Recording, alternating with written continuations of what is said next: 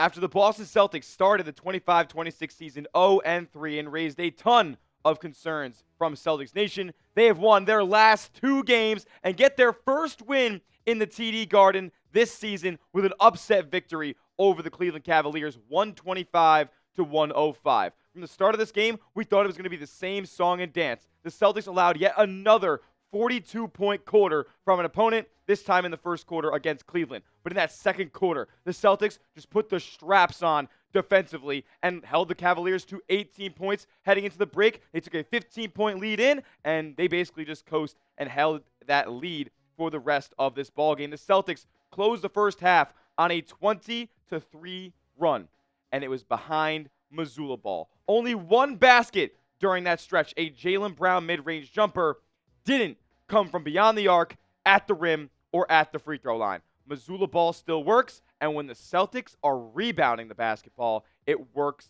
even better. We're going to break down this game and all the great performances that we saw, all the great news that we got about your Boston Celtics, as these questions are starting to be answered here. But my question to you is this.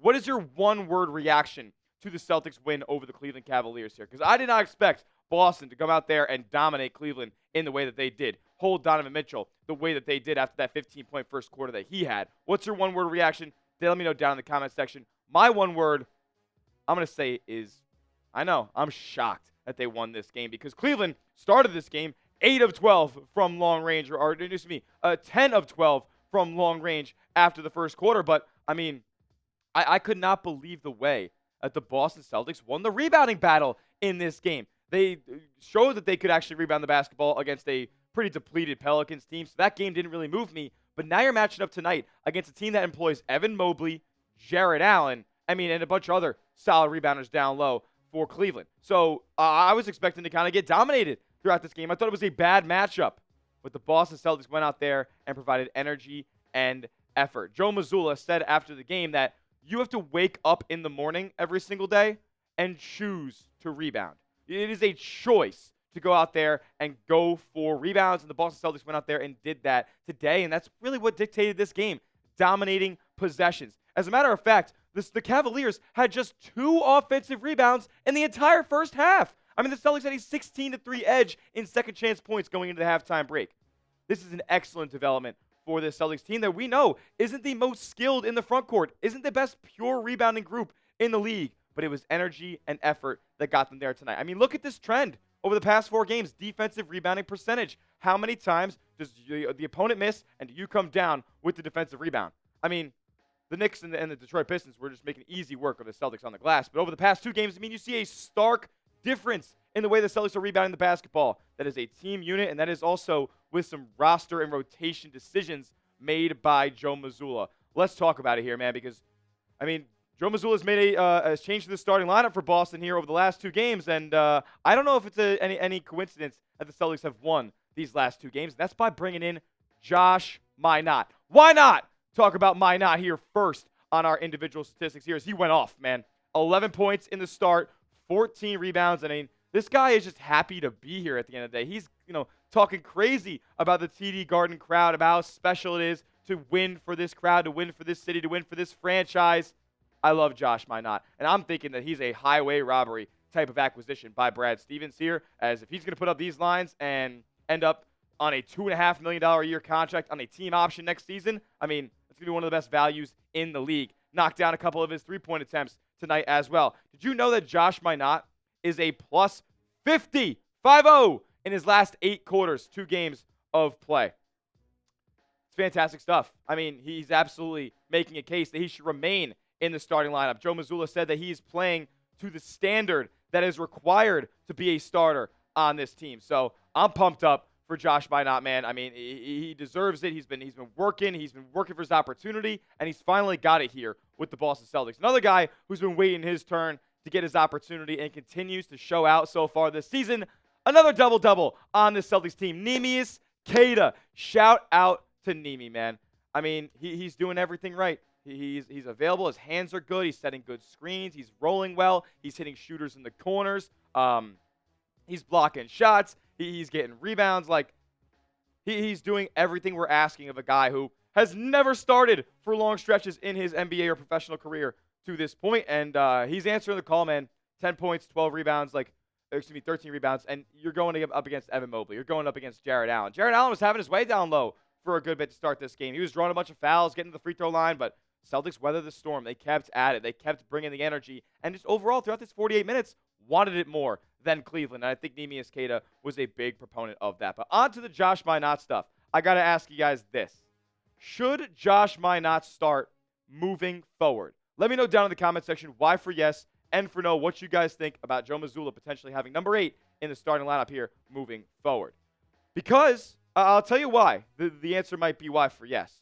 Is because we've seen a player come off of the bench for Boston and really find his groove shooting the basketball, and that's one Sam Hauser. I mean, there was a reason they held this guy out of trade conversations this offseason. It's because he goes out there and can shoot 7 of 13 from three-point range. I believe he was 7 of 11 for his first 11 attempts from long range. I know he was 5 threes in that first quarter.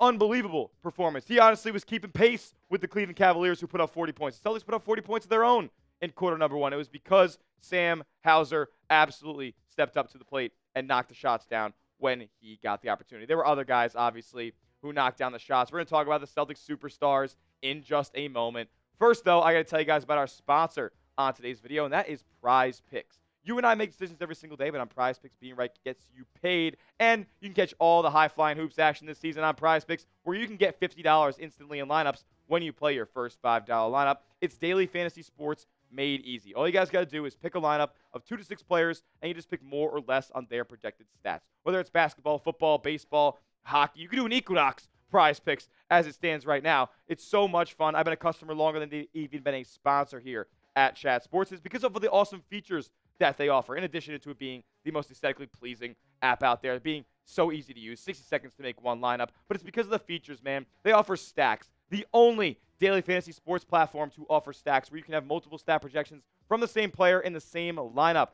I don't even want to talk about my lineup for this Celtics versus Cavs game, but it ended up losing because Derek White missed his last 5 shot attempts, only finished with 19 points. If you scored more, I would have won $500 on Prize Picks. You can tell my picks or fade them. Just do it at Prize Picks. Download the app today. Use the code CLNS to get $50 in lineups after you play your first $5 lineup. That's code CLNS to get $50 in lineups after you play your first $5 lineup. Prize Picks. It's good to be right, and all that information is clickable in the comment section and description of today's video. We got to talk about JB, man. We got to talk about the player that Jaylen Brown is becoming here, as he is the number 1 option on your Boston Celtics for this whole campaign that's without Jason Tatum here. A 30-point performance, and he was absolutely stellar during that second half, or that second quarter run. I believe he may have had 17 points in that second quarter. He was just dominant, and he was awesome on the defensive end as well. He continues to be one of the best wing defenders, if not the best defender at his position in the entire NBA. Yes, I was there to say it. He's a two-way superstar, and he's playing at a number 1 all-NBA type of level so far this season. He's averaging 25 points per game. He's averaging 6 rebounds, 5 rebounds, 5 assists, all that jazz. And he's also averaging on 51% shooting, I think it is, and 46% from three-point range. Another 40+% outing from deep for him tonight. He's answering the call after a couple of interesting first games. Not so much statistically, just vibes in general from Jaylen Brown.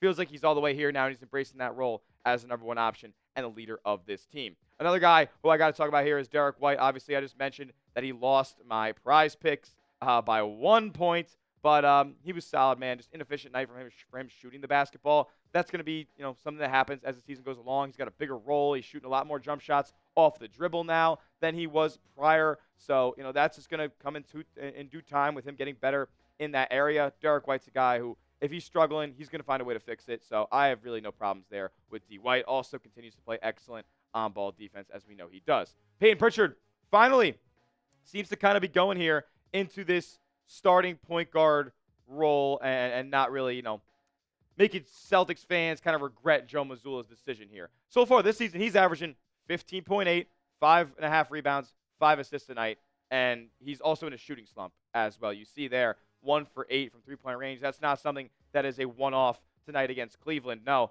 he's been struggling from shooting the basketball, and that probably comes with all the added responsibility he has with the usage rate going up for Pritchard this year. So that's going to come in due time. He's one of the best knockdown shooters that we've ever seen at the point guard spot. So trust me, Peyton Pritchard's going to be back, and he's already putting up respectable stat lines and carrying this mantle as a Celtics starting point guard with a lot of grace here. Anthony Simons, we'll talk about real quick. He was cool. Pretty efficient from the field as well. I'll take that every single night if you're going to go 4 for 6 from three-point range. Again, the Celtics marketing Anthony Simons up here as he's probably going to be a, kind of just a trade casualty that they have to make as the season goes along. But while he's here, I'm loving it. And, he's fun to watch, man. Twitchy athlete, elite shot maker, difficult shot maker as well. So cool stuff from Anthony Simons here. Shout out to Luka Garza. Honestly, thought he played pretty solid throughout this game and I think he combined with Neemias Queta for like 7 offensive rebounds in that first half. Really, really nice showing from him there. Had a block as well down low. Like he's a hustler, an absolute hustler for offensive rebounds. Never going to actually bang down low and like go up and sky up for rebounds above bigs down there. But when there's a long rebound going out to the corner or something like that, he's going to chase it down. When a ball is going out of bounds, he's going to try his best to save it. Like another hustle guy. And that's what Joe Mazzulla said. When we have a training camp like we had, guys know there's an expectation of how we're going to come out and play, and we need to keep doing that like they did against Cleveland here. So I love the effort that Boston put in here against the Cavs, who project to be one of the best teams in the Eastern Conference. With the way that the Eastern Conference looks right now, I mean, I know we were saying doom and gloom, Celtics soft tanking here and all that stuff, but, like, it's wide open. It's anybody's ball game, and I think the Celtics could take advantage of that like anybody else could in the Eastern Conference. That will do it for today's show. Give us a subscribe if you love the Boston Celtics. If you want more coverage just like this, recapping games, covering injury news, trade rumors, and so much more right here at Celtics Today, youtube.com/CelticsTV. We'll see you guys in the next video, and as always, let's go C's.